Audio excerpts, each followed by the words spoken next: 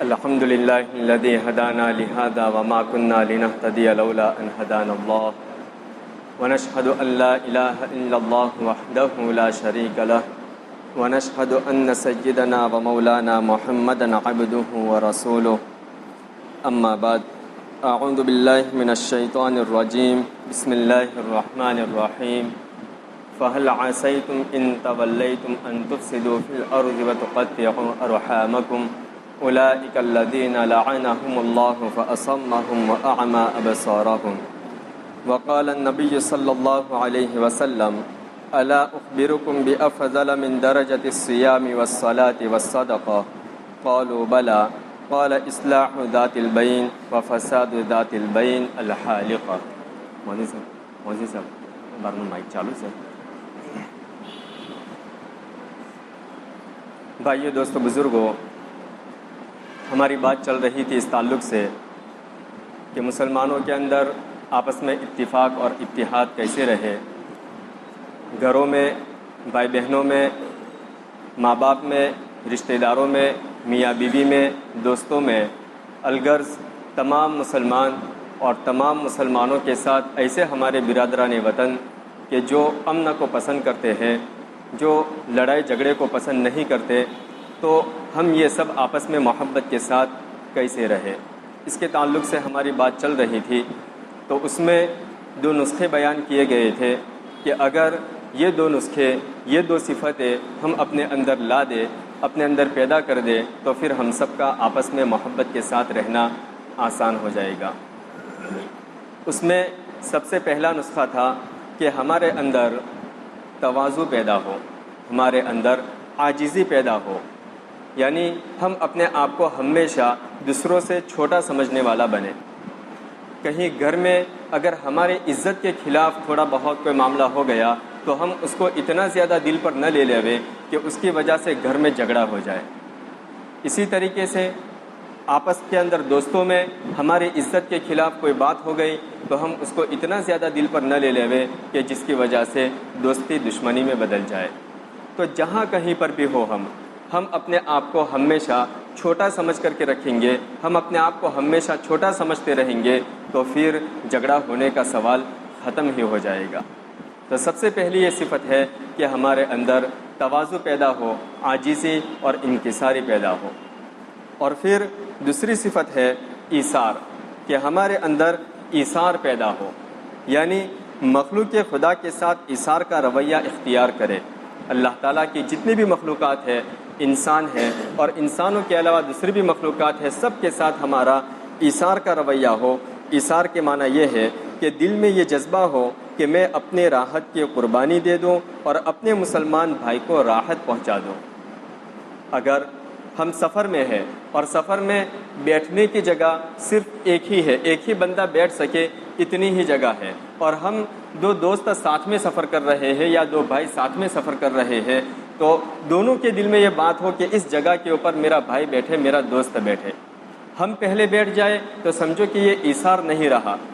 اگر ہم نے اپنے بھائی کو کہا کہ بھائی آپ بیٹھ جاؤ، آپ مجھ سے عمر میں بڑے ہیں، آپ کو زیادہ ضرورت ہے، آپ بیٹھ جاؤ، تو ہم نے اگر اپنے بھائی کو بٹھا دیا تو یہ ہوا ایثار، کہ اپنی راحت کی قربانی دینا اور اپنی راحت کی قربانی دے کر کے وہ راحت اپنے بھائی کو پہنچانا، اپنے دوست کو پہنچانا، کہ میں خود تکلیف اٹھا لوں لیکن اپنے مسلمان بھائی کو تکلیف سے بچا لوں، خود نقصان اٹھا لوں لیکن اپنے مسلمان بھائی کو نفع پہنچا دوں۔ یہ ایثار کا جذبہ اپنے اندر اگر ہم پیدا کرتے ہیں تو آپس کے لڑائی جھگڑے ختم ہو جائیں گے۔ اس نفع و ضرر کی دنیا میں یہ ہم نے لیا ہے درس جنوں، اپنا تو ضیا تسلیم مگر اوروں کا ضیا منظور نہیں۔ اپنا نقصان کر لینا ہمیں منظور ہو کہ میرا نقصان ہو جائے گا، کوئی بات نہیں، مجھے اس کا بدلہ اللہ کے پاس سے مل جائے گا، دنیا میں بھی اللہ دے سکتا ہے اور آخرت میں تو ضرور ملے گا۔ کہ اپنا نقصان کر لینا منظور ہو لیکن اوروں کا نقصان منظور نہ ہو۔ ہمارے دل میں یہ جذبہ ہو کہ کسی اور کا نقصان مجھے منظور نہیں ہے، اگرچہ میرا نقصان ہو جائے۔ یہی وہ سبق ہے جو نبی کریم صلی اللہ علیہ وسلم نے عطا فرمایا۔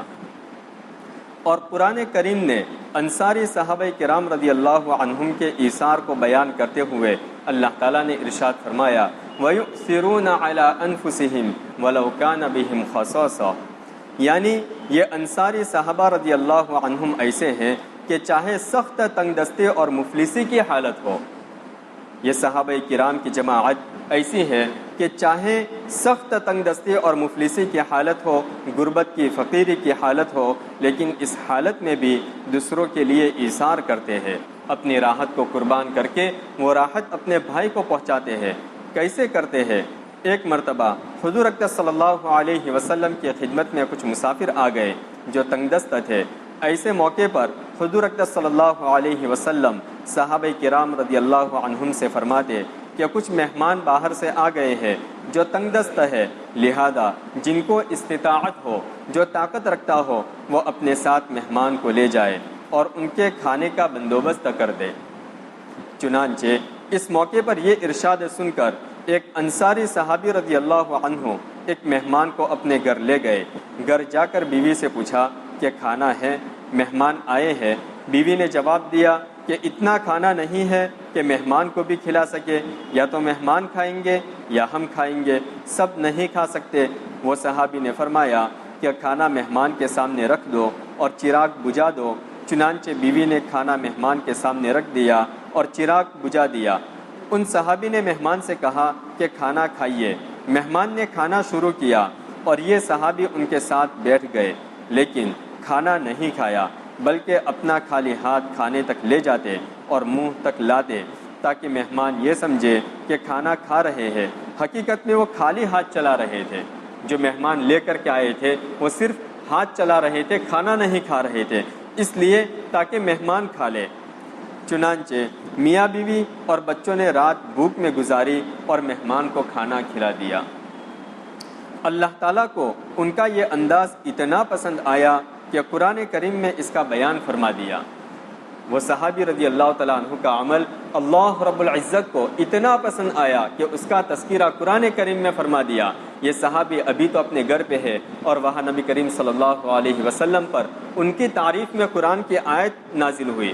اللہ تعالیٰ نے ان کی تعریف میں ارشاد فرمایا وَيُؤْثِرُونَ عَلَىٰ أَنفُسِهِمْ وَلَوْ كَانَ بِهِمْ خَصَاصَةٌ، یہ وہ لوگ ہیں جو اپنی ذات پر دوسروں کو ترجیح دیتے ہیں، چاہے خود ان پر تنگ دستی کی حالت ہو، خود کا بھوکا رہنا گوارا کر لیا لیکن دوسرے کو راحت پہنچا دی اور اس کو کھانا کھلا دیا۔ لہذا ایثار یہ ہے کہ اپنے اوپر تھوڑی سی تکلیف برداشت کر لے لیکن اپنے مسلمان بھائی کا دل خوش کر دے۔ یاد رکھیے، جس کو اللہ تعالیٰ یہ صفت عطا فرماتے ہیں اس کو ایمان کی ایسی مٹھاس، ایسی حلاوت عطا فرماتے ہیں کہ دنیا کی ساری حلاوتیں، دنیا کی ساری مٹھاس اس کے سامنے ہیج ہے، اس کے سامنے کوئی حیثیت نہیں رکھتی۔ جب انسان اپنی ذات پر تنگی برداشت کر کے دوسرے مسلمان بھائی کو خوش کرتا ہے اور اس کے چہرے پر مسکراہٹ لاتا ہے تو اس کو جو لذت ہے اس کے آگے دنیا کی ساری لذتیں ہیج ہے۔ یہ دنیا معلوم نہیں کتنے دن کی ہے، پتہ نہیں کب بلاوا آ جائے، بیٹھے بیٹھے آدمی رخصت ہو جاتا ہے۔ اس لیے ایثار پیدا کرو۔ جب ایثار پیدا ہو جاتا ہے تو اللہ تعالیٰ اس کی برکت سے دلوں میں محبتیں فرما دیتے ہیں اور ایثار کرنے والے کو اپنی نعمتوں سے نوازتے ہیں۔ حدیث شریف میں آتا ہے کہ پچھلی امتوں میں ایک شخص تھا، جب اس کا انتقال ہو گیا اور اللہ تعالیٰ کے دربار میں پیش ہوا تو اس کے نامہ اعمال میں کوئی بڑی عبادت نہیں تھی۔ اللہ تعالیٰ نے نامہ اعمال لکھنے والے فرشتوں سے پوچھا کہ اس کے اعمال نامے میں کوئی نیکی ہے یا نہیں؟ فرشتوں نے جواب دیا کہ اس کے اعمال نامے میں کوئی بڑی نیکی تو نہیں ہے، البتہ ایک نیکی اس کی یہ ہے کہ جب کسی سے کوئی مال خریدتا تو مال بیچنے والے سے جھگڑتا نہیں تھا۔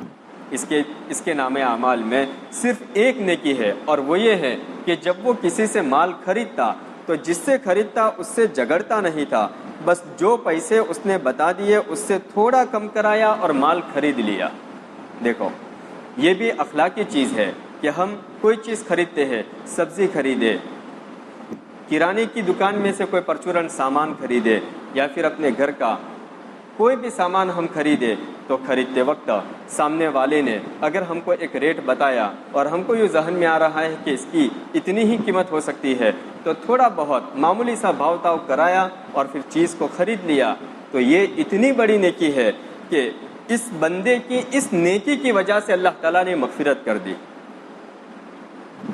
سہلن اذا باع سہلن اذا اشترى، اور جب مال بیچنے جاتا تو اس میں بھی نرمی کرتا. اس بندے کا یہ عمل تھا کہ جب وہ مال بیچنے کے لیے جاتا تو اس میں بھی نرمی کرتا، اس پر ضد نہیں کرتا تھا کہ بس میں اتنے پیسے لوں گا، بلکہ جب یہ دیکھا کہ خریدنے والا غریب ہے تو پیسے کم کر دیے. اسی طرح اگر اس کا قرضہ دوسرے پر ہوتا اور وہ دیکھتا کہ یہ اپنا قرضہ ادا نہیں کر پا رہا ہے تو اس کو معاف کر دیتا تھا. بس اس کی صرف یہ نیکی نامہ اعمال میں ہے. اللہ تعالیٰ نے فرشتوں سے پوچھا اور فرشتوں نے جواب دیا کہ اس کے نامہ اعمال میں صرف یہی ایک نیکی ہے. اللہ تعالیٰ نے فرمایا کہ جب یہ میرے بندوں کو قرض معاف کر دیتا تھا تو میں اس بات کا زیادہ مستحق ہوں کہ اس کو معاف کر دو. جب یہ میرے بندوں کو معاف کر دیتا تھا تو پھر اللہ تعالیٰ فرماتے ہیں کہ میں زیادہ اس بات کا مستحق ہوں کہ میں اس کو معاف کر دوں، لہذا میں نے اس کو معاف کر دیا. اللہ تعالیٰ نے فرمایا، اعلان کر دیا کہ میں نے اس کو معاف کر دیا. اس بنیاد پر اللہ تعالیٰ نے اس کی مغفرت فرما دی. یہ کیا چیز تھی؟ یہ ایثار تھا. یہ ایثار یعنی اپنے اوپر کسی اور کو ترجیح دینا. بہرحال حضرت حاجی امداد اللہ صاحب مہاجر مکی رحمۃ اللہ علیہ فرماتے ہیں کہ اپنے اندر سے تکبر کو نکالو.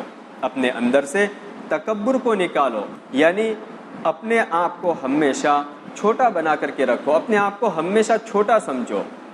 چھوٹا بنانا نہیں ہے، چھوٹا سمجھنا ہے. اس بات کو اچھی طریقے سے سمجھنا کہ ہمیں اپنے آپ کو چھوٹا بنانا نہیں ہے بلکہ چھوٹا سمجھنا ہے. ہمیں بڑا بننے کی یعنی ایک ایسے مرتبے تک پہنچنے کی ہمیشہ کوشش کرنی ہے کہ جس مرتبے تک پہنچنے کے بعد ہم امت کی زیادہ سے زیادہ اور اچھے طریقے سے خدمت کر سکیں. لیکن اتنے بڑے مرتبے پر پہنچنے کے بعد بھی ہمیشہ اپنے آپ کو چھوٹا سمجھنا ہے کہ میری تو کوئی حیثیت نہیں ہے، یہ تو میرے اللہ کی کرم فرمائی ہے، اس نے میرے گناہوں پر پردہ ڈالا ہے جس کی وجہ سے آج میں اتنے بڑے مرتبے تک پہنچا ہوں. باقی میں خود جانتا ہوں کہ میری کیا حالت ہے، میرے اندر گناہوں کے کتنے خیالات آتے ہیں، کتنے وسوسے آتے ہیں اور میں کتنا گندا ہوں. ہمیشہ اپنے گناہوں کے اوپر نظر کرتے رہیں گے تو اپنے آپ کو چھوٹا سمجھتے رہیں گے اور ایسے ہی بندے کو اللہ تعالیٰ بڑا بناتے ہیں. جو اپنے آپ کو چھوٹا سمجھتا ہے ایسے ہی بندے کو اللہ تعالیٰ بڑا بناتے ہیں. حدیث پاک میں فرمایا گیا من تواضع للہ رفعہ اللہ، کہ جو اللہ کے واسطے اپنے آپ کو جھکا کر کے رکھتا ہے وہ ہمیشہ بلندیوں تک پہنچتا ہے. جس درخت کے اوپر پھل جس درخت میں جس ٹہنی کے اوپر پھل زیادہ ہوتے ہیں وہ ٹہنی جھکی ہوئی رہتی ہے اور جو ٹہنی پھلوں سے خالی ہوتی ہے وہ ٹہنی اوپر کو اٹھتی ہے. یعنی جو ہمیشہ بڑا ہونے کا دعویٰ کرتا رہے کہ میں تو ایسا، میں تو ویسا، میرا تو یہ مرتبہ، میرا تو وہ مرتبہ، سمجھو کہ وہ کچھ بھی نہیں ہے، وہ کچھ بھی نہیں ہے. اور جو ہمیشہ وہ یوں کہتا رہے کہ میں تو کچھ نہیں ہوں، میری کوئی حیثیت نہیں ہے، سمجھ لو یہی وہ بندہ ہے جس کے اندر صفات ہے اور یہی وہ بندہ ہے جو بہت بڑا ہے. تو کیا فرمایا کہ اپنے اندر سے تکبر کو نکالو اور ایثار پیدا کر لو. ایثار کی پوری وضاحت آئی کہ ہمیشہ اپنی راحت کی قربانی دے کر کے وہ راحت اپنے بھائی کو، اپنے دوست کو پہنچانا. اگر ایسا کریں گے تو کیا ہوگا؟ تمام جھگڑے ختم ہو جائیں گے. گھر کے اندر آپس میں اتفاق و اتحاد رہے گا، محبتیں رہے گی، دوستوں میں محبتیں رہے گی، سارے جھگڑے ختم ہو جائیں گے. اور خود غرضی یہ ایثار کی ضد ہے. خود غرضی، مطلب پرستی، یہ ایثار کی ضد ہے. یہ دونوں چیزیں جمع نہیں ہو سکتی. یا تو انسان مطلب پرست ہوگا یا تو ایثار کرنے والا ہوگا. خود غرضی کا مطلب یہ ہے کہ انسان ہر وقت اپنی کائنات میں الجھا ہوا ہے. ہر وقت انسان اپنی ہی کائنات میں الجھا ہوا ہے کہ کس طرح مجھے پیسہ زیادہ مل جائے، کس طرح مجھے عزت زیادہ مل جائے، کس طرح مجھے شہرت مل جائے، کس طرح لوگوں کی نگاہ میں میرا درجہ بلند ہو جائے. دن رات اسی فکر میں حیران و سرگردہ ہے. یہ خود غرضی ایثار کی ضد ہے. جس کے اندر یہ ہو اس کے اندر وہ نہیں ہو سکتا. تواضع کی ضد ہے تکبر. جس کے اندر تکبر ہے اس میں تواضع نہیں ہو سکتی. لہذا اگر انسان تکبر اور خود غرضی چھوڑ دے اور تواضع اور ایثار اختیار کر لے تو پھر اتحاد اور محبت قائم ہو جائے گی انشاءاللہ. لہذا ہر مسلمان اس کو پلے باندھ لے۔ بہرحال ایک عمل تو یہ ہو گیا جو حضرت حاجی صاحب مہاجر رحمۃ اللہ علیہ نے بیان فرمایا، اور دوسری بات جو حدیث شریف میں حضور اقدس صلی اللہ علیہ وسلم نے بیان فرمائی، جو در حقیقت تمام اخلاق فاضلہ کی بنیاد ہے۔ اگر یہ چیز ہمارے اندر پیدا ہو جائے تو سارے جھگڑے ہمارے اندر سے ختم ہو جائے۔ وہ بات یہ ارشاد فرمائی، احب لاخیک ما تحب لنفسک واکرہ لاخیک ما تکرہ لنفسک، یعنی اپنے بھائی کے لیے وہی پسند کرو جو اپنے لیے پسند کرتے ہو۔ اپنے بھائی سے مراد اپنا حقیقی بھائی بھی آ گیا اور اپنے تمام مسلمان بھائی آ گئے، کہ ہم اپنی ذات کے لیے جو چیز پسند کرتے ہیں وہی بات وہی چیز اپنے بھائیوں کے لیے پسند کرے۔ اپنے بھائی کے لیے وہی بات ناپسند کرو جو اپنے لیے ناپسند کرتے ہو۔ جو چیز ہم اپنے لیے پسند نہیں کرتے تو وہ ہم اپنے بھائیوں کے لیے بھی پسند نہ کریں۔ لہذا جب بھی کسی کے ساتھ کوئی معاملہ پیش آئے تو خود کو اس کی جگہ پر رکھ کر سوچ لو کہ اگر میں اس کی جگہ پر ہوتا اور یہ میری جگہ پر ہوتا اور میرے ساتھ یہ معاملہ کرتا تو میں کس بات کو پسند کرتا اور کس بات کو ناپسند کرتا۔ لہذا جس بات کو میں پسند کرتا مجھے اس کے ساتھ بھی وہی معاملہ کرنا چاہیے، اور جو چیز میں ناپسند کرتا مجھے بھی اس کے ساتھ وہ چیز نہیں کرنی چاہیے۔ بہترین پیمانہ ہے یہ، ایک بہترین ناپ تول کے لیے ایک نسخہ ہے کہ اس کے ذریعے آپ دوسروں کے ساتھ کیے گئے ہر معاملے کو جان سکتے ہیں۔ ہم نے جس کسی کے ساتھ، ہمارے پڑوسی کے ساتھ یا بھائی کے ساتھ یا دوست کے ساتھ جو کوئی بھی معاملہ کیا تو ہم اس وقت اپنے آپ کا امتحان ایسے لے سکتے ہیں کہ کیا میں نے اس کے لیے وہی پسند کیا جو میں خود اپنے لیے پسند کرتا ہوں۔ وہ ہمارا دل فوراً جواب دے دے گا کہ نہیں، تھوڑا 19-20 کیا ہے، تو نے اپنے لیے 20 رکھا ہے اور اس کے لیے 19 رکھا ہے۔ فوراً اپنا دل جواب دے دے گا۔ تو دل یہ جواب دے دیتا ہے کہ 19-20 کا فرق ہے، تو سمجھ لو کہ ابھی ہمارے اندر ایثار کا جذبہ، یعنی اپنی راحت قربان کر کے اپنے بھائی کو راحت پہنچانے کا جذبہ اپنے اندر پیدا نہیں کیا۔ ہمارے معاشرے کی بہت بڑی بیماری یہ ہے، ہمارے معاشرے کی کلچر کی ایک بہت بڑی بیماری یہ ہے کہ ہم نے دوہرے پیمانے بنا رکھے ہیں، اپنے لیے معیار کچھ اور ہے اور دوسرے کے لیے معیار کچھ اور ہے۔ اپنے لیے کوئی چیز لینے کے لیے گئے تو اس کی پسند الگ ہے، کسی اور کے لیے وہی چیز لینے کے لیے گئے تو بھی جو ہے پسند اور ہے۔ اپنے لیے جو بات پسند کرتے ہیں وہ دوسروں کے لیے پسند نہیں کرتے۔ آپ ذرا غور کر کے دیکھیں کہ اگر ہر شخص حضور اقدس صلی اللہ علیہ وسلم کی اس نصیحت پر عمل کرنا شروع کر دے، یہ نصیحت کس کی ہے؟ ہمارے آقا حضرت محمد مصطفیٰ صلی اللہ علیہ وسلم کی، کہ اگر ہر شخص اس نصیحت پر عمل کرنا شروع کر دے کہ اپنے بھائی کے لیے وہی پسند کرے جو اپنے لیے پسند کرتا ہے، تو پھر کوئی جھگڑا باقی نہیں رہے گا۔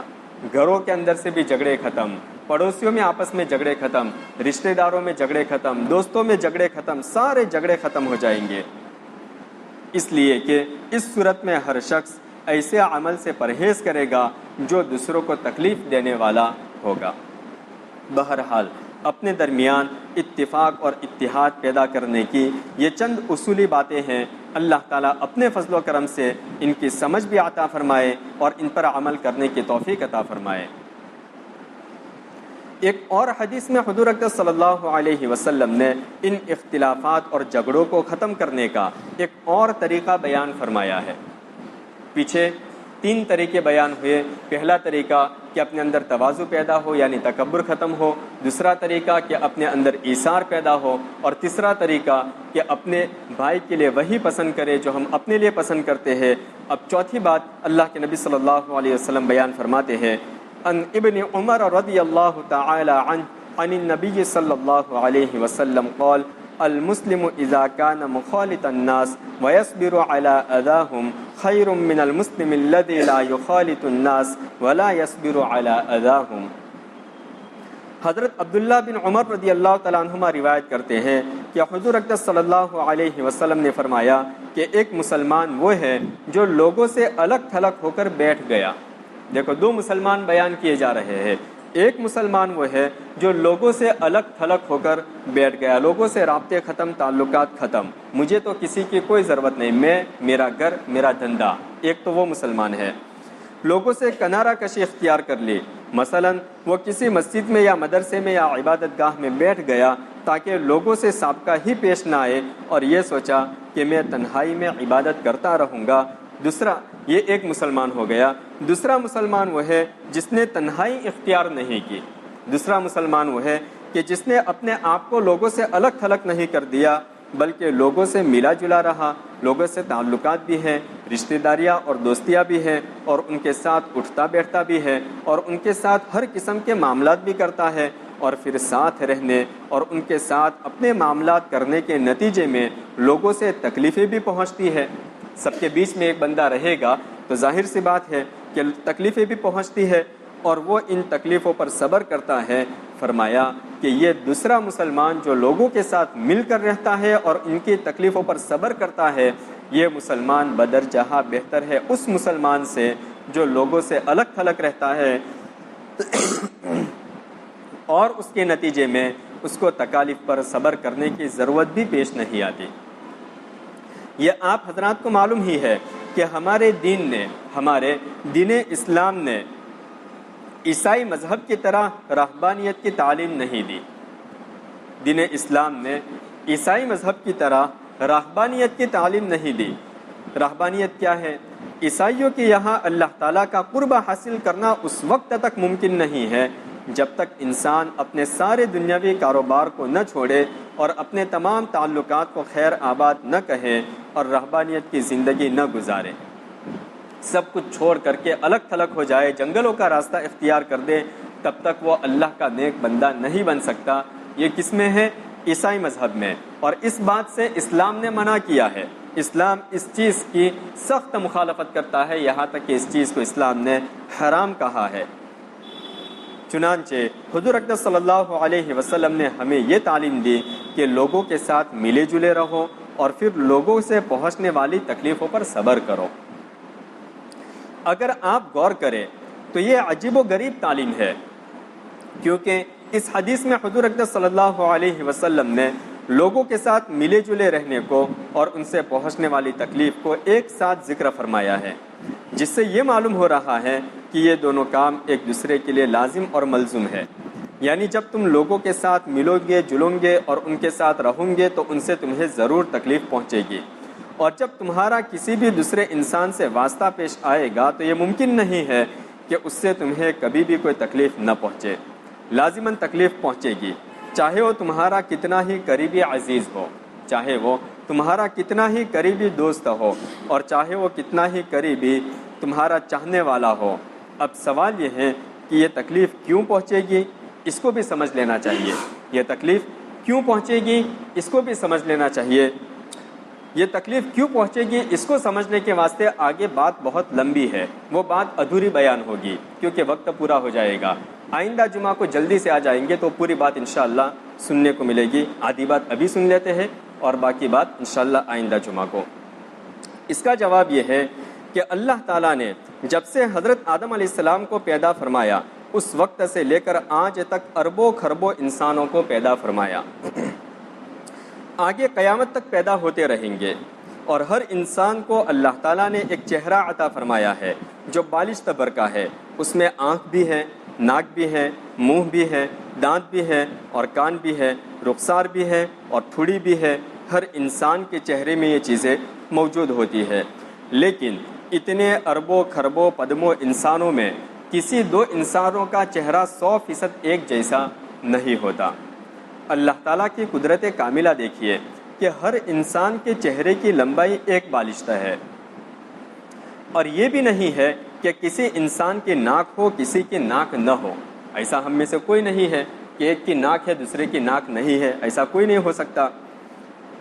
کسی کے کان ہو کسی کے نہ ہو، کسی کی آنکھیں ہو کسی کی نہ ہو، بلکہ تمام انسانوں کے چہرے میں یہ سب چیزیں بھی ہوتی ہے، لیکن کسی دو انسانوں کا چہرہ ایک جیسا نہیں ملے گا، بلکہ ہر انسان کا چہرہ دوسرے سے مختلف ہوگا، اور یہ اختلاف صرف ان انسانوں کے چہروں میں نہیں ہے جو اب تک پیدا ہو چکے ہیں، بلکہ جو نئے انسان پیدا ہو رہے ہیں ان کے اندر بھی یہ اختلاف موجود ہے۔ ایسا نہیں ہے کہ اب جو نیا انسان پیدا ہوگا وہ کسی پہلے والے انسان کی کاپی اور نقل ہو۔ ایسا نہیں ہوگا کہ آج 100 سال کے بعد ایک انسان پیدا ہوا، اس کی شکل پچھلے 100 سال پہلے ایک انسان پیدا ہوا تھا اس سے ملتی جلتی ہو۔ پورے مختلف آ رہے، جب سے دنیا بنی تب سے لے کر آج تک سب کی شکلیں مختلف ہی آ رہی ہے۔ یہ اللہ تعالیٰ کی قدرت کاملہ ہے۔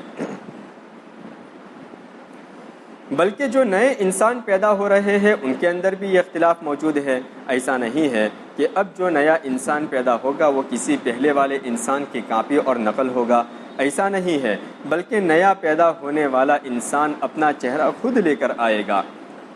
اس طرح اللہ تعالیٰ نے ایک انسان کو دوسرے انسان سے ایسا ممتاز کر دیا، ایسا الگ کر دیا کہ چہرے کے نقوش دیکھ کر پتہ چل جاتا ہے کہ یہ فلاں انسان ہے اور یہ فلاں انسان ہے۔ اور یہ بھی اللہ تعالیٰ کی قدرت کا کرشمہ ہے کہ مختلف نسلوں کے انسانوں کے نقوش میں ایک چیز مابہل اشتراک ہے اور ایک مابہل امتیاز ہے، یعنی ایک چیز ایسی ہے جو سب میں مشترک ہے، ایک چیز ایسی ہے جو سب میں مشترک ہے۔ مثلا افریقی نسل کے جو انسان ہوں گے وہ دور سے دیکھ کر پہچان لیے جائیں گے کہ یہ افریقی نسل کا ہے۔ یورپ والا الگ پہچان لیا جائے گا کہ یہ یورپ کا ہے، باوجود ہے کہ ان کے درمیان بھی آپس میں فرق ہے۔ یعنی یہ فرق ایسا ہے کہ جو مابہل اشتراک ہے، یعنی پوری ایک نسل اس طرح کی ہے کہ دیکھنے سے پتہ چل جائے گا کہ یہ افریقی نسل کا شخص ہے، اسی طریقے سے یہ یورپین نسل کا شخص ہے، دیکھ کر کے پتہ چل جائے گا۔ تو اس طریقے سے نسل میں ایک جیسا ہونا کلر کے اعتبار سے تو وہ چیز ہے، لیکن ان میں بھی چہرے تو الگ الگ رہیں گے۔ یورپ والا الگ پہچان لیا جائے گا کہ یورپ کا ہے، باوجود ہے کہ ان کے درمیان بھی آپس میں فرق ہے، کوئی دو فرد ایک جیسے نہیں ہے، لہذا مابہل اشتراک بھی موجود اور مابہل امتیاز بھی موجود۔ یہ سب اللہ تعالیٰ کی قدرت کا نظارہ ہے، انسان کہاں اس قدرت کا احاطہ کر سکتا ہے۔ آگے انشاءاللہ آئندہ جمعہ کو پڑھیں گے۔ اللہ تعالیٰ سے دعا کرے کہ ہم سب کے لیے اسلامک معاشرہ اور اسلامک کلچر سمجھنا آسان فرما دے اور اس کے مطابق اپنی زندگی گزارنے کی ہم سب کو توفیق عطا فرمائے۔ سنتوں کے لیے وقت دیا جا رہا ہے، ساتھ ہی سنت ادا کر لے۔ وآخر دعوانا ان الحمد للہ رب العالمین۔